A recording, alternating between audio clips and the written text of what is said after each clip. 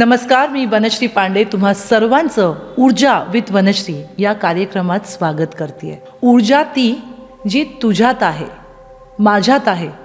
तसं पाहायला गेलं तर आपल्या सगळ्यांमध्ये ती ऊर्जा आहे. ऊर्जा म्हणजे नक्की काय? ऊर्जा म्हणजे एनर्जी.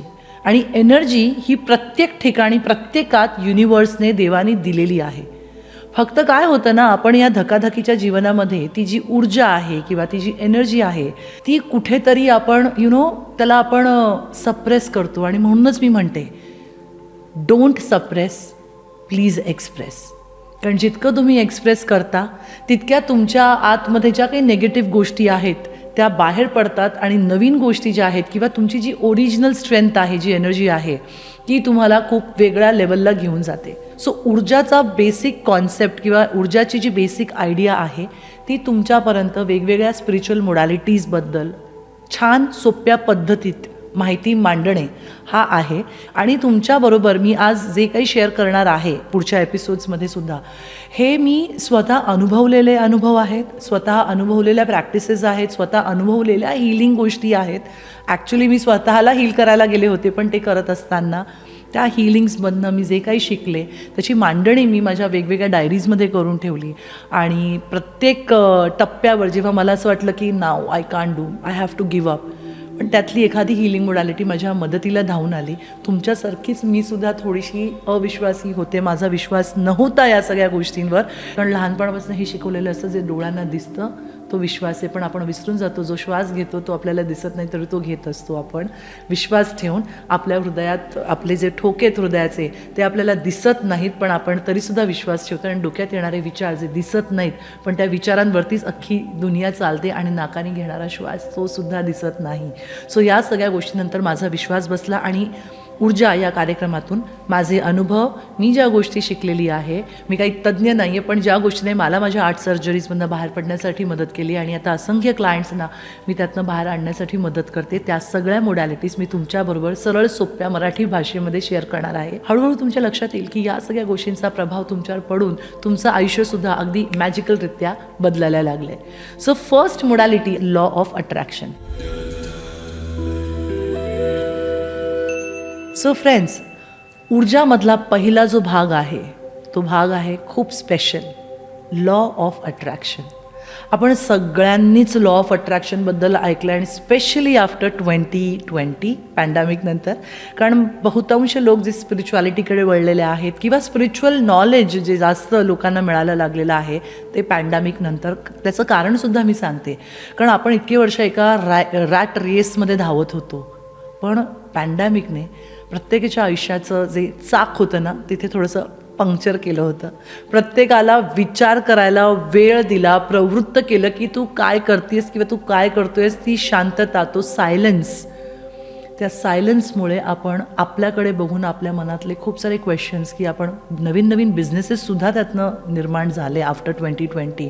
त्यामुळे आय एम सो थँकफुल की 2020 पॅन्डेमिकच्या काळामध्ये बऱ्याच लोकांना स्वतःच्या आतमध्ये जाऊन मी काय आहे किंवा मला काय करायचं आहे याबद्दल शोध घेता आला.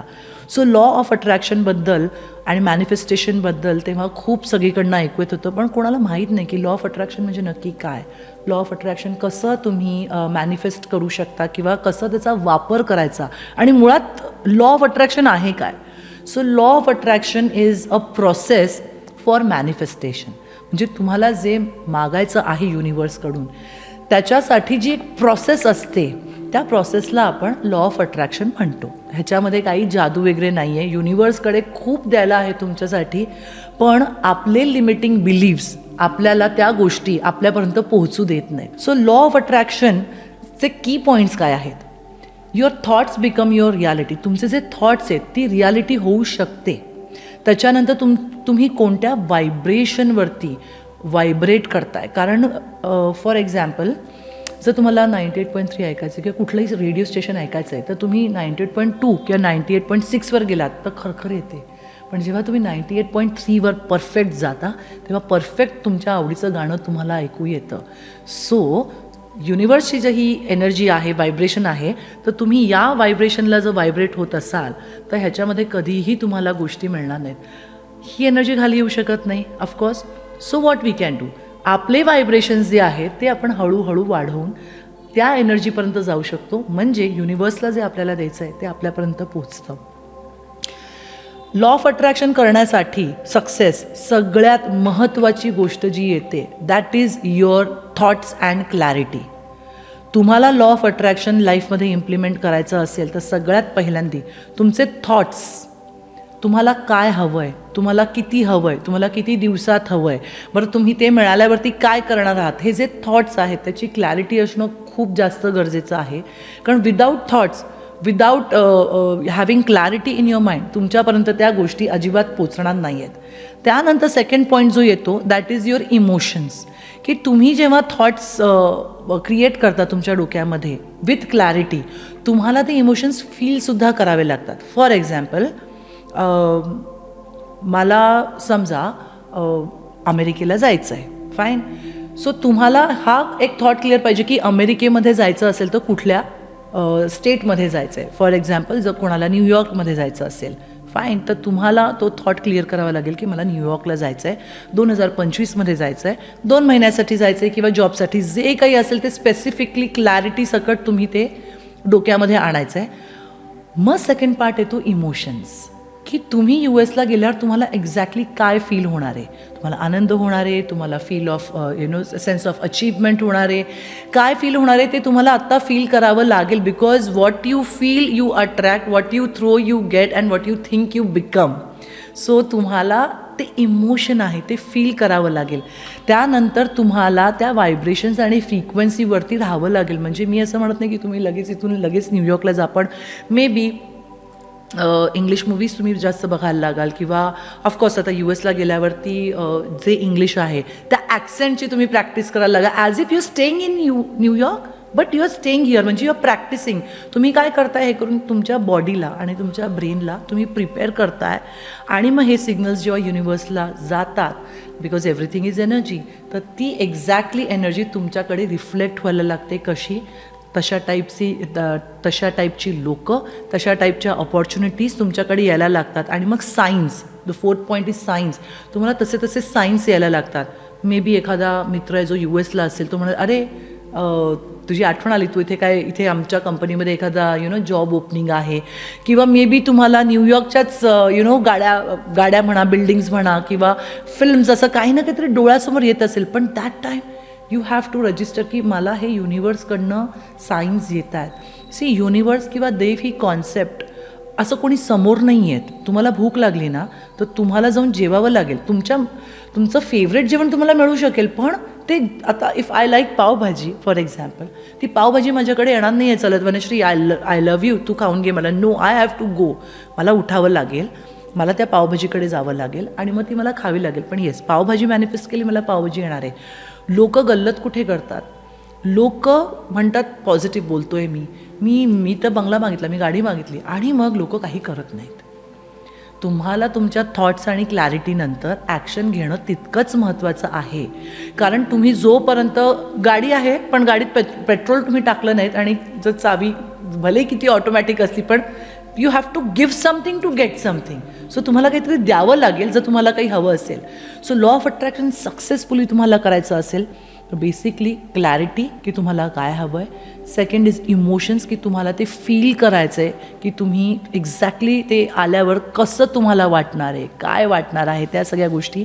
त्याच्यानंतर व्हायब्रेशन्स, तुमचे जे फ्रिक्वेन्सीज आहेत त्या फ्रिक्वेन्सीवर तुम्हाला त्या पद्धतीने तुम्हाला तसं वागायचं आहे, प्रेझेंट करायचं आहे. Fourth point is receive. बघा, सायन्स जे आहेत युनिवर्सकडनं तुम्हाला मिळत आहेत ते तुम्ही इम्प्लिमेंट करताय काय. आणि फिफ्थ इज युअर ॲक्शन. हे सगळं करून तुम्हाला ॲक्शन घेणं तितकंच महत्त्वाचं आहे. So next point is negative questions. सगळ्यांचा फेवरेट, कारण बहुतांश लोक नेगेटिव्हच विचार करतात. अनफॉर्च्युनेटली आयुष्यामध्ये काही जर कमवायचं असेल तर अप्स अँड डाऊन्स असणार आहेत. जेव्हा तुम्ही खाली असता तेव्हा तुम्ही वर जायची स्वप्न बघता, आणि वर गेल्यावरती खालती येऊ नये ह्याची धडपड चालू असते, तुम्हाला मेंटेन करायचं असतं. पण ह्या सगळ्यामध्ये निगेटिव्ह गोष्टी ज्या आहेत त्या आपण खूप करतो. सो काही क्वेश्चन्स मी इथे लिहून आणलेले आहेत की तुम्ही ते रिलेट करता का तुमच्याशी, ते बघा तुम्ही. आणि हे सगळं अनकॉन्शियसली होत असतं. कोणालाही मुद्दामून निगेटिव्ह बोलायला आवडत नाही, पण अनकॉन्शियसली होत असतं. Why does this happen to me, हे माझ्याबरोबरच का होतं. हा अतिशय आय थिंक सगळ्यांनाच प्रश्न पडलेला असतो, why me, why people take me for granted. मलाच का लोक ग्रँटेड घेतात, मी तर सगळ्यांशी चांगली वागले, मग माझ्याशी असं लोक का वागले. Why life is not supporting me, मला लाईफ का नाही सपोर्ट करत आहे. व्हॉट इफ आय फेल, मी जर फेल झाले तर काय करायचं. Why am I still struggling in this life, मी का स्ट्रगल करते आहे, मी अजून का सेटल झाले नाही आहे. And what if they say no, त्या लोकांनी नाही म्हटलं तर. हे तुमचे निगेटिव्ह थॉट्स आहेत आणि हे negative thoughts I am telling you, trust me, हे कुठून तरी तुमच्या सबकॉन्शियसच्या लिमिटिंग बिलीफपासून येत आहेत. सो बेसिकली हे निगेटिव्ह क्वेश्चन जे असतात हे तुम्ही विचारत असता, बोलत असता, त्यामुळे तुम्हाला रिझल्ट येत नाही. सो मग पॉझिटिव्ह क्वेश्चन्स तुम्ही कसे करू शकता, म्हणजे निगेटिव्ह गोष्टी कशा काढायच्या ते मी सांगेनच, पण पॉझिटिव्ह गोष्टी किंवा सेल्फ टॉक कसं क्वेश्चन्स असायला पाहिजे. सो 5 पॉझिटिव्ह क्वेश्चन जे तुम्ही स्वतःला विचारू शकता ते मी तुमच्यासमोर आता वाचते. What do I love the most in my life, माझ्या लाईफमध्ये सगळ्यात मी कुठल्या गोष्टींवर किंवा माणसांवर प्रेम करते. Second question is I am grateful for what, मी कुठल्या गोष्टीसाठी ग्रेटफुल आहे, की ही गोष्ट माझ्याकडे आहे म्हणून आय एम ग्रेटफुल. सो तो प्रश्न तुम्ही स्वतःला विचारा. How can I be a better person, मी अजून उत्तम व्यक्ती कशी होऊ शकते किंवा अजून काय केल्याने उत्तम व्यक्ती होऊ शकते. चौथा प्रश्न आहे how will I celebrate my life and how will I solve the problem, मी कशा पद्धतीने माझं आयुष्य सेलिब्रेट करू शकते आणि माझ्या आयुष्यात येणारे जे चॅलेंजेस आहेत त्यांच्यावर मी कशी मात करू शकते. आणि what lesson am I learning from this situation, या सिच्युएशनमध्ये, या परिस्थितीमध्ये जे काही माझे लेसन्स आहेत, माझे धडे आहेत, ते मी कसे शिकेन आणि ते शिकून माझं लाईफ मी अजून कसं छान करू शकेन. हे प्रश्न तुम्ही त्या नेगेटिव्हपेक्षा विचारच करायचे आहेत ना तुम्हाला, मग तुम्ही हे करा ना पॉझिटिव्ह. म्हणजे मला असं म्हणणं असतं की मी माझ्या क्लायंट्सनाही सांगते की तुम्हाला विचारच करायचे आहेत ना, कारण ब्रेनला काहीतरी खाद्य लागतं. मग जंक विचार देण्यापेक्षा पॉझिटिव्ह विचार दिल्याने ते रिझल्ट येणार असतील तर वाय नॉट. तुम्ही हे करून बघा आणि मला नक्की कमेंट बॉक्समध्ये लिहून कळवा की तुम्ही हा एक्सरसाइज केला आहे की नाही. आणि तुम्हाला लॉ ऑफ अट्रॅक्शन जर छान सक्सेसफुल करायचं असेल तर first thing go in silence. Law of emptiness, जेव्हा तुम्ही सायलेन्समध्ये जाता तेव्हा तुमच्याशी नव्याने ओळख होते. तुमच्यातले प्लस आणि तुमच्यातले मायनस काय आहेत हे जेव्हा तुम्ही सेंटर्ड होता, ग्राउंडिंगला येता किंवा एकाग्रता करता किंवा मेडिटेशनमध्ये जाता तेव्हाच त्या गोष्टी, कारण बाहेरच्या वातावरणामध्ये जेव्हा सतत कॉम्पिटिशन आहे, जेलसी आहे, काम आहे, प्रेशर आहे, डेडलाईन्स आहेत, त्याच्यामध्ये तुम्ही स्वतःला हरवून जाता, तुम्ही स्वतःची ओळखच विसरून जाता. पण Wien you apply law of emptiness that means remove all negative from your life. I know it is very difficult, पण मला असं वाटतं की नथिंग इज इम्पॉसिबल. सो जितक्या गोष्टी निगेटिव्ह आहेत, पेन असेल, हर्ट असेल, कारण ते लो व्हायब्रेशन्स आहेत, मी त्याही गोष्टी तुमच्यासमोर मांडणार आहे की लो व्हायब्रेशन्स काय असतात आणि हाय व्हायब्रेशन्स काय असतात. सो लॉ ऑफ एम्प्टीनेस तुम्ही प्रॅक्टिस करायला सुरुवात करा, जिथे सगळ्या निगेटिव्ह गोष्टी आहेत त्या घालून टाका. त्याच्यानंतर लॉ ऑफ इमॅजिनेशन, जिथे इमॅजिन करा जेव्हा एखादा शेतकरी बी पेरतो ना तेव्हा त्याच्यानंतर कोंब फुटतं आणि मग त्याचं रूपांतर झाडात आणि फळांमध्ये आणि फुलांमध्ये होतं. तर ॲटलिस्ट इमॅजिन करून, बिलीव्ह करून हा पॉझिटिव्ह विचार जो आहे त्याची बी तुम्ही तुमच्या मेंदूमध्ये पेरा तर त्याचे रिझल्ट उत्तमच येणार आहेत. आणि live in the frequency. Situation कशीही असू दे बाहेर, पण तुम्ही पॉझिटिव्हच राहायला पाहिजेत. आणि पॉझिटिव्ह राहिल्याने तुम्हाला त्याचे बेनिफिट असे येणार आहे की तुमच्या पुढच्या जनरेशनला सुद्धा, जी आपली मुलं आहेत, हे नेहमी बघणार की आपले आईबाबा किंवा आपले बहीण भाऊ हे नेहमी नेगेटिव्ह स्टेटमध्ये सुद्धा पॉझिटिव्ह राहिले. सो ह्याचा बेनिफिट फक्त तुम्हालाच नाही तर तुमच्या नेक्स्ट पिढीलासुद्धा होणार आहे. लॉ ऑफ अट्रॅक्शन फेल व्हायची मुख्य 3 कारणं आहेत, 3 ते 4 कारणं. पहिलं निगेटिव्ह थिंकिंग. असं काही होतं का, मी इतकं केलं, मला काही झालं नाही. अगेन तुम्ही ते व्हर्बली बोलताय.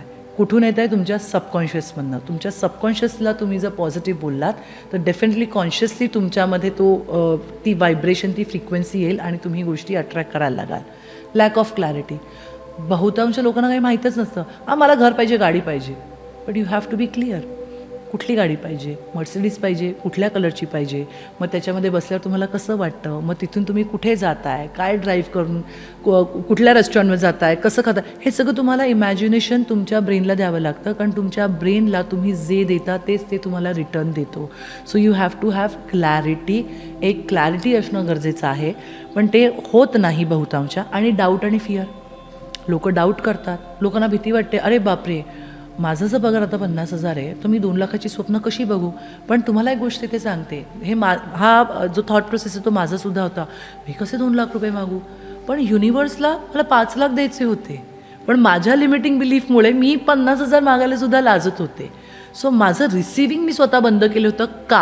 कारण लहानपणापासून आईबाबांनी सांगितलेलं असतं, पैशाच्या मागे धावायचं नाही, ह्यांनी पैसे दिले तर घ्यायचे नाहीत, पैसा पैसा करतो, मोठी घरं, लोकं मग वेगवेगळ्या रूममध्ये असतात. हे जे लिमिटिंग बिलीफ जे आहेत त्यामुळे आपण unknowingly, I am saying unknowingly, आपण ते दरवाजे बंद करून टाकतो. त्यामुळे जेव्हा आपल्यामध्ये कर्तृत्व असतं तरीसुद्धा आपल्याला मागायला भीती वाटते. सो फिअर आणि डाऊट आणि इम्पेशन्स, पी हळद आणि हो गोरी असं कधीही समीकरण होत नाही. थोडासा पेशन्स ठेवावा लागतो. बाळसुद्धा 9 महिन्यानंतर जन्माला येतं आणि त्याच्यापुढे 9 महिन्यांनी चालायला लागतं. सो कुठेतरी मला असं वाटतं की negative thinking, lack of clarity, doubt and fear आणि इम्पेशन्स ह्यामुळे तुमचं लॉ ऑफ अट्रॅक्शन फेल होतं. जर तुम्ही लॉ ऑफ अट्रॅक्शन इम्प्लिमेंट करत असाल आणि ते फेल होत असेल तर ही 4 कारणं आहेत, ती तुम्ही चेक करा, ती काढून टाका. तुमचं लॉ ऑफ अट्रॅक्शन बघा अगदी मॅजिकली काम करायला लागेल. आता पॉझिटिव्ह गोष्टी कुठच्या लाईफमध्ये इम्प्लिमेंट करायच्या आहेत या पॉडकास्टनंतर ते सांगते. हॅपीनेस म्हणजे आनंद, लव्ह म्हणजे प्रेम, ग्रॅटिट्यूड म्हणजे आभारी असणे किंवा आभार मानणे, पेशन्स म्हणजे धैर्य आणि क्लॅरिटी. आता क्लॅरिटी म्हणजे तुम्हाला जे काही हवं आहे ते तुमच्या डोक्यात फिक्स पाहिजे. सो या पॉझिटिव्ह गोष्टी तुम्हाला तुमच्या लाईफमध्ये आणायच्या आहेत, अंमलात आणायच्या आहेत आणि यूज करायला लागायच्या आहेत ॲज अ डेली प्रॅक्टिस. कुठल्या निगेटिव्ह गोष्टी सोडायच्या आहेत, सॉरो, दुःख, हेट. जर कोणालाही तुम्ही हेट करत असाल, कोणाहीबद्दल हेट असेल तर प्लीज ती सोडून द्या. कारण समोरची व्यक्ती निघून जाते हो, पण ती हेट, त्याचा त्रास आपल्याला होत राहतो. कोळसा आहे ना, तो आपल्या हातात ठेवला तर आपला हात जळणार आहे. कोळशाला काही नाही, कोळशाचा गुणधर्मच आहे तो. कंप्लेंट, सतत कंप्लेंट करणं, माझं हे नाही, माझं ते नाही, माझं हे होतं आहे, माझं ते होतं आहे, माझंच काही होत नाही, कंप्लेंट करणं प्लीज सोडून द्या. कारण the more what you throw you get. So तुम्ही जितकं कंप्लेंट कराल तितकी कंप्लेंट करणारी सिच्युएशन लोक तुमच्या लाईफमध्ये येणार आहेत. इम्पेशन्स आणि कन्फ्युजन, या निगेटिव्ह गोष्टी, कन्फ्युजन सोडून द्या. अतिताईपणा करू नका आणि कंप्लेंट करू नका. याचबरोबर मला तुम्हाला काही प्रॅक्टिसेस द्यायच्या आहेत की ग्रॅटिट्यूड कसं प्रॅक्टिस करायचं आहे. रोज सकाळी उठल्यावर तुम्ही डोळे उघडल्यावर पहिली गोष्ट जी मी करते, कराग्रे वसते लक्ष्मी, करमध्ये सरस्वती, करमूले तू गोविंदम, प्रभाते कर दर्शनम. This is how I start my day. तर मी तुम्हालाही सांगेन की ही खूप सुंदर प्रार्थना आहे, ज्याने तुम्हीसुद्धा तुमच्या सकाळची सुरुवात करू शकता. त्यानंतर मी त्या रूममध्ये माझी चादर, माझी उशी, माझे पडदे, कपाट, टी व्ही, मग हॉलमध्ये आलं की मी सगळ्या गोष्टींना थँक्यू म्हणते की आज माझ्याकडे झोपायला इतकं छान घर आहे, माझ्याकडे चादर आहे, उशी आहे. So I am being grateful की मी सकाळपासूनच सगळ्या गोष्टींसाठी ग्रेटफुल असते. मग बाथरूममध्ये गेल्यावर आरसा आहे, त्या आरशासमोर बघून मी स्वतःलाच आय लव्ह यू म्हणते, मिठी मारते. आणि मी लोकांनी माझं कौतुक करावं ह्याची वाट न बघता मीच माझ्याशी अशा पद्धतीने बोलते की माझं स्वतःचं कौतुकही होतं आणि मी स्वतःला एनकरेजही करते. बऱ्याचशा गोष्टी मनासारख्या नाही घडत, पण इथे मला तुम्हाला सांगायला आवडेल, आपल्या मनासारख्या गोष्टी घडोत किंवा न घडोत, आपल्याला यश मिळो किंवा अपयश मिळो, त्यावर आपला आनंद तुम्ही कधीही ठेवू नका. कारण तो ना क्षणिक आहे. आज आनंद आहे, उद्या दुःख आहे, पण मीच स्वतः आनंदी आहे, मीच स्वतः कॉन्फिडंट आहे हे म्हटल्यावर आनंद, सक्सेस हे मॅटरच करत नाही. सो मिरर एक्सरसाइज मी सकाळी उठून करते. मी स्वतःशी बोलते 2 मिनटं, भविष्यात ज्या गोष्टी मला हव्या आहेत आणि आत्ता माझ्याकडे ज्या गोष्टी आहेत आणि मागच्या गोष्टी ज्या घडल्यात त्याच्यातनं मी जे लेसन्स शिकलेत त्याच्यासाठी मी स्वतःला थँक्यू म्हणते आणि माझ्या दिवसाची सुरुवात करते. सो तुम्हीसुद्धा उद्यापासून सकाळी उठल्यावर कराग्रे वसते लक्ष्मीने दिवस सुरू करा.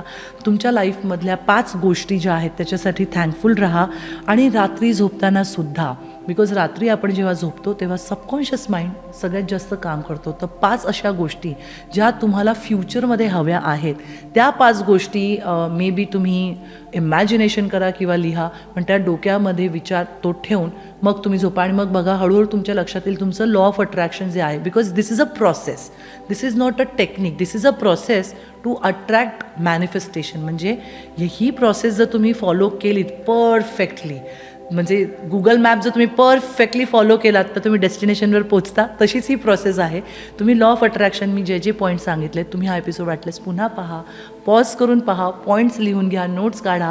ह्या सगळ्या गोष्टी मी शिकून मी स्वतःवरती इम्प्लिमेंट केल्यात, अंमलात आणल्यात आणि माझ्या लाईफमध्ये मॅजिकल चमत्कार आणि मी सांगू नाही शकत ज्या ज्या गोष्टी मी अनुभवल्यात. I want you all to enjoy that. आणि अजून एक आहे, कंप्लेंट करायची बंद करा.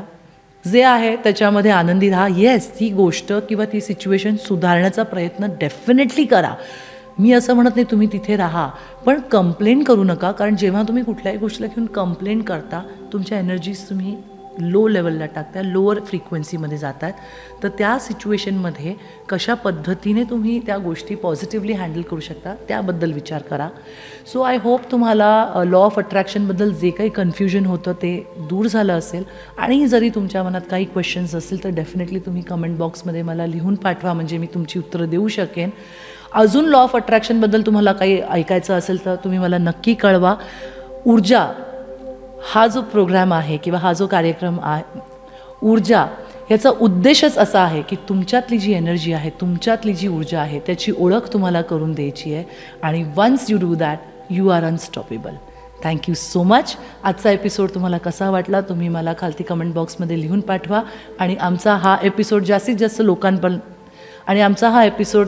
जास्त लोकांपर्यंत शेअर करा, लाईक करा आणि आमचा हा चॅनल सबस्क्राईबसुद्धा करा. And thank you so much. Love you all.